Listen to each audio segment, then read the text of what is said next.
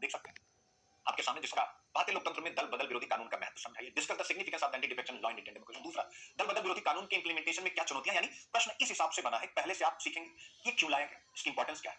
दूसरा, आप सुनेंगे कि यानी पहला आपको पता लग गया क्यों लाया गया, प्रावधान क्या, दूसरे में आपको पता लगेगा भैया लाया गया था बहुत अच्छे उद्देश्य, लेकिन इसकी चुनौतियां हैं। और फिर सुधार, आप देख सकते हैं बिन मांगा आपको लिखना ही लिखना होता है। दल बदल विरोधी कानून भारत की राजनीतिक अस्थिरता में कैसे योगदान देता है, याद रखिएगा। यानी ध्यान से, यह राजनीतिक अस्थिरता, सोचिएगा गांधी ना होते तो क्या होता।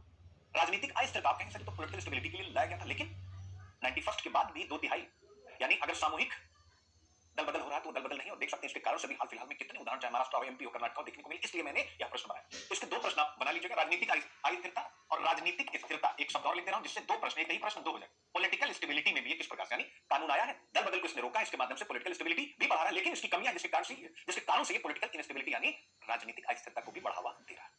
आप देख सकते हैं, ठीक है। तो मेरा कहने का मतलब है कि आप बस केवल आईक्यू वाईपी फोकस करें। विस्तार से मतलब बैठ पढ़ा जो कि पूरी बॉडी वगैरह में पेन हो रहा है, हाय ना। विधायकों द्वारा दल बदल को रोकना जो सरकारों को अस्थिर बना देता है। क्या हम 2019 में जो निबंध पूछा गया था, courage to accept and dedication to improve our two keys to success, क्या इसमें हम डाल नहीं सकते कि भारतीय नीति निर्माताओं ने यह विचार किया कि दल बदल हमारे लोकतंत्र को नुकसान पहुंचा रहा है, सरकारों को अस्थिर बना रहा है, डेमोक्रेटिक मैंडेट को कमजोर कर रहा है, इसलिए उन्होंने स्वीकारोक्ति का साहस दिखाया और सुधार करने की निष्ठा के तहत दल बदल विरोधी कानून को असली जामा पहनाया। अब 2019 में यह आया था विजडम फाइंड्स ट्रूथ, यानी विवेक सत्य को पहचान लेता है। आप देख सकते हैं 2023 में आपसे पूछा विजनरी डिसीजन, तो क्या ये सभी निबंधों में आ जाएगा कि नहीं आ जाएगा, तो इसका मतलब हमें पढ़ना नहीं है, इसको यूज करना है।